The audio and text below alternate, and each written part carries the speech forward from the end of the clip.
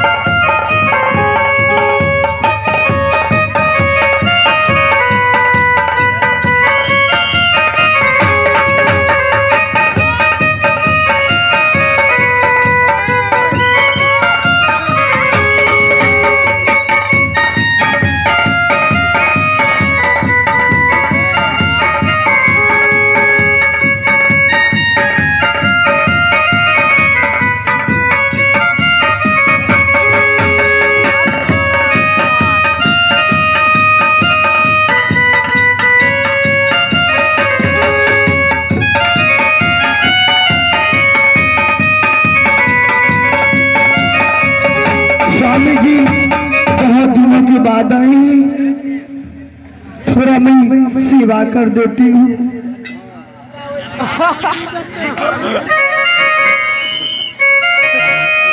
अब सेवा हमें आई करवाई गई दीदी से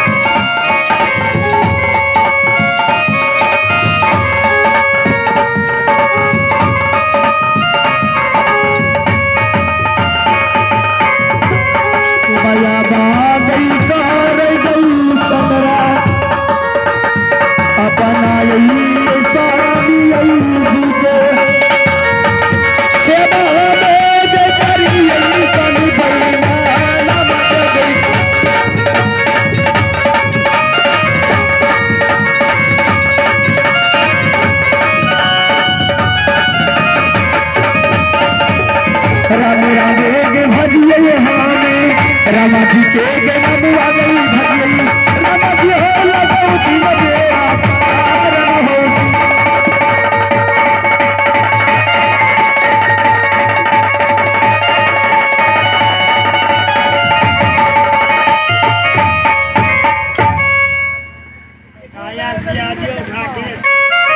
मैं उठा देती हूँ, रख जाती हूँ चाय बनाने के लिए और नाश्ता लाऊंगी तुरंत कि बहुत दिन के बाद आए हैं, मानदान करूंगी तब तो रहेंगे। स्वामी जी, स्वामी जी थक गए हैं, जा रहे हूँ उठा देने के लिए।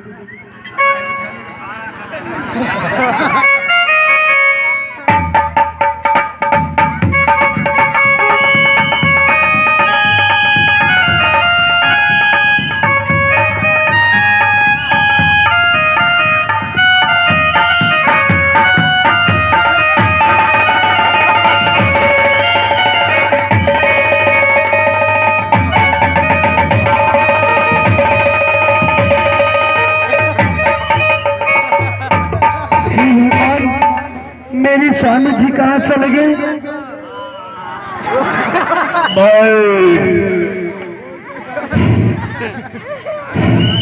अरे अरे वाह, तैयो ने हमरा एन भोजन मिलल है।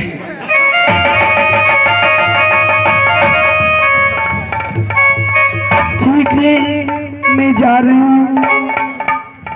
आगे बाबा राला गई, बाकी आ गई चल रही, आजू दिन आ गई चंद्र आ गई चल रही, भागल में गई जइया आजू दिन चंद्र आ गई।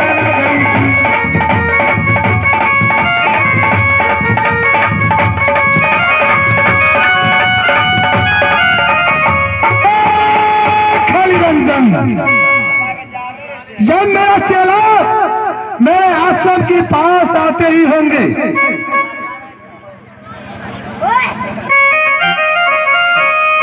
अरे जल्दी से भैया भी चल मारे, अरे मारे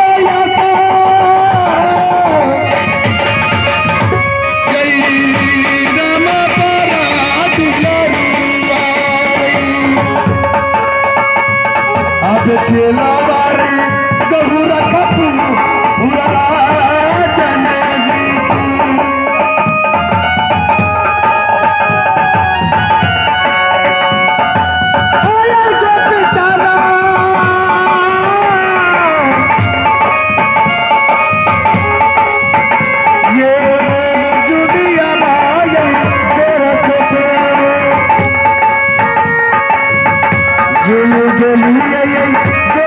पूरा गाड़ी गावे हो कहीं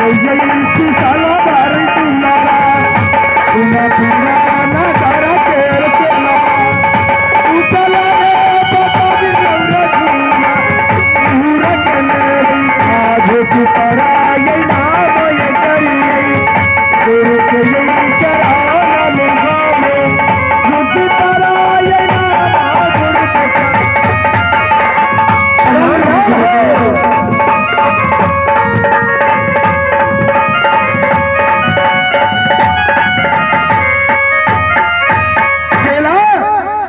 हाँ गुरुदेव, जो बताओ तूने 5 मुट्ठी भिक्षा लाया? हे गुरुदेव, मैं यहाँ से गया भिक्षा लाने के लिए, माँ तो दे दी भिक्षा, लेकिन हमारे पत्नी का भिक्षा नहीं हुआ प्राप्त। नहीं हुआ, इसलिए उन्होंने कसम पे कसम दे दी कि आज अगर हमारे सेज पर नहीं जाते हैं आप, तो आपको गुरु की कसम है, कमर में कमर बांध कर नहीं सोइएगा, तो आपको गुरु की कसम है। इसलिए गुरुदेव मैं दीक्षा नहीं ले पाया। चला तो तेरा जोग सिद्ध कहाँ हुआ? ये काम करो, यह बताओ कि तुम्हारा बहन बिरमा कहाँ रहती है? अपने सासुर में या झूनापुर में? नहीं, वो सासुर बीरमपुर शहर में है। बीरमपुर शहर में? हाँ हाँ। ठीक है, सुनो चला, तुमने यहाँ से बीरमपुर शहर जाओ और बीरमपुर शहर में तुम अपने बहन बिरमा से भाई और बहन कहकर तुम कहोगे बहन और वो कहेंगे भाई। तुम कहना यही बात नहीं, बहन कहे 5 मुट्ठी भिक्षा। ये परीक्षा लो गुरुदेव, तो तुम्हारा जोग सिद्ध क्या होगा? ये काम तो तुम्हें करना ही होगा, और 5 मुट्ठी भिक्षा तू अपने बहन बिरमा से बुलाना होगा।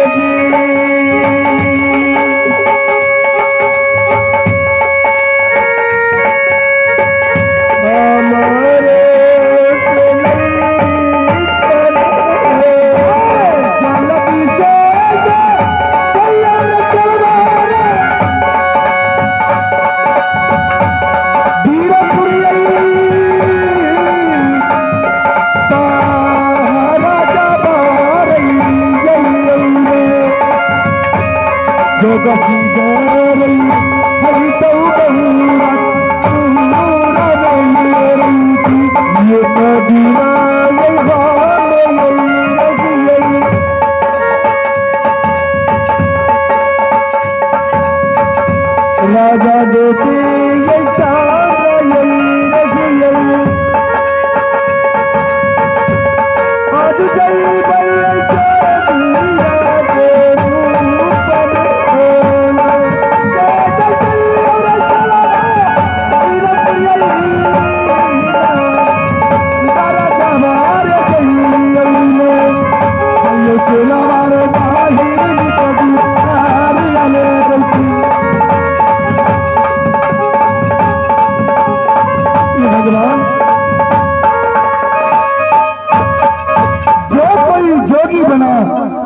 उसे गुरु सिद्ध न हुआ, से जोग सिद्ध न हुआ तो योगी काहे के लिए बना? इसलिए चेहरा अगर तुम्हें बहन फिरमा 5 मुट्ठी भिक्षा दे देगी तो तुम्हें जोग सिद्ध हो जाएगी। जाओ। ठीक है गुरुदेव, आप जो आज्ञा करेंगे वो सारे आज्ञा को मैं पालन करूंगा। ठीक है। अलग खली रंजन।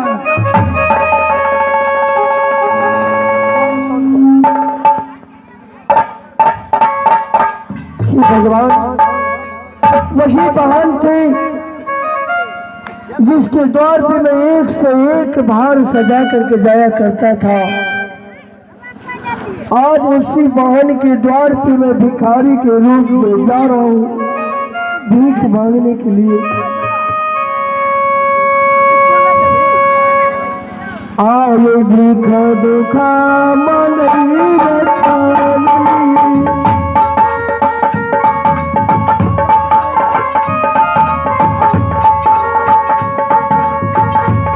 पहिली बड़ी अच्छा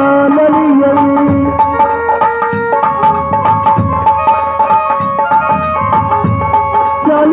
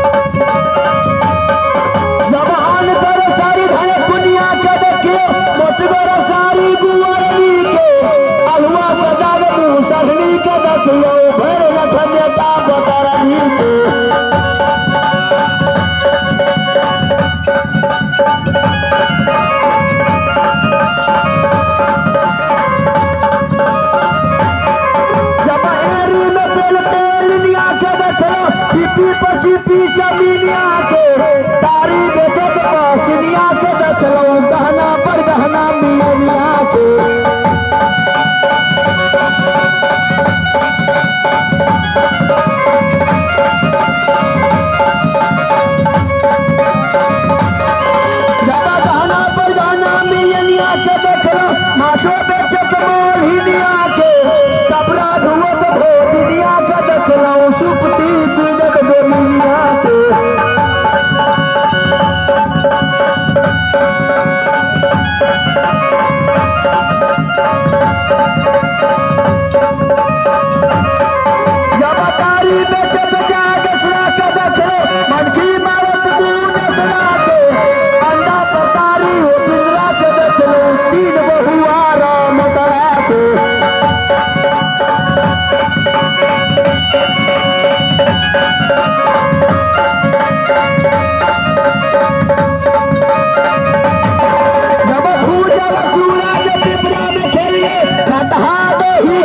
गोरा में बेहरा छौरा बेहरा में देखलो पटू बहत भगवानपुर में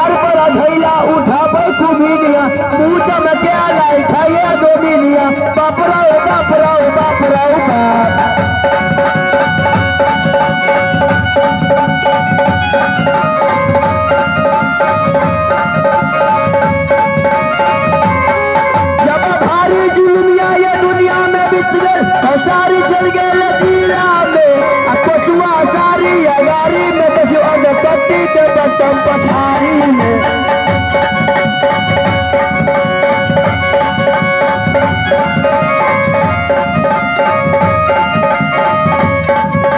जब लड़का के जोड़ो कठाइलो में देखलो जूता तोड़ा लड़के पाली में तिगली बच गिल हरपट्टी में देखलो आईना तिगली औराही में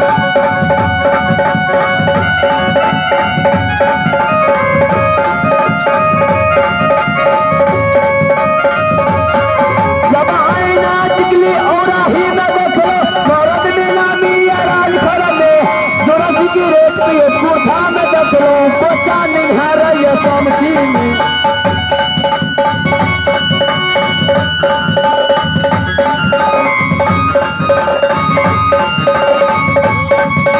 जब कोचा निहारे तो शमशी में देखलो अल्लू के बिजली या तिगरी में संकोला के बिजली गटारी में देखलो पानी के बिजली चोली खा में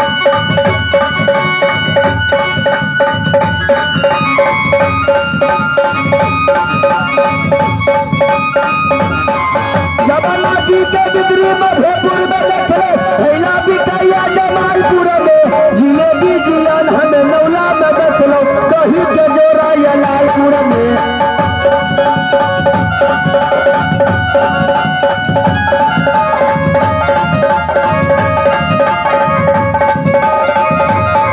जब उधर में नामी जो संसर के देखिए संसर में नामी जो टूल के लगाची में नामी यही बेचना से देखियो जोकर में नामी रमितवा के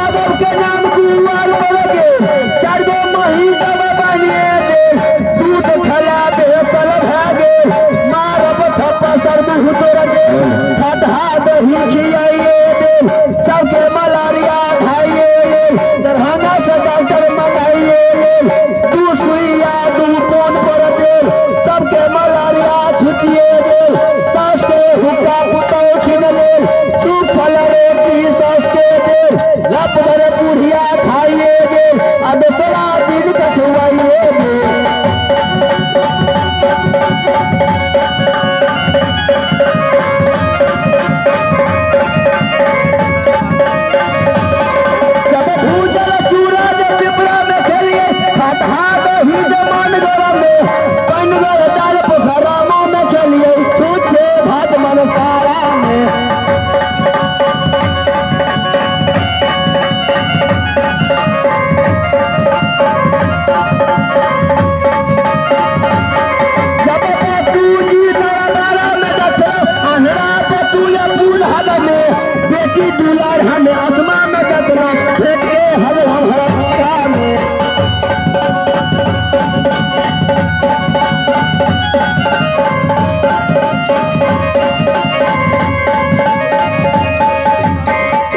करेंगे आप श्रीमान हरिराम यादव जी, उन श्रीमान जी की तरफ से ये प्रतिष्ठित की नवाजा है हमारे कंपनी से। बहुत बहुत धन्यवाद।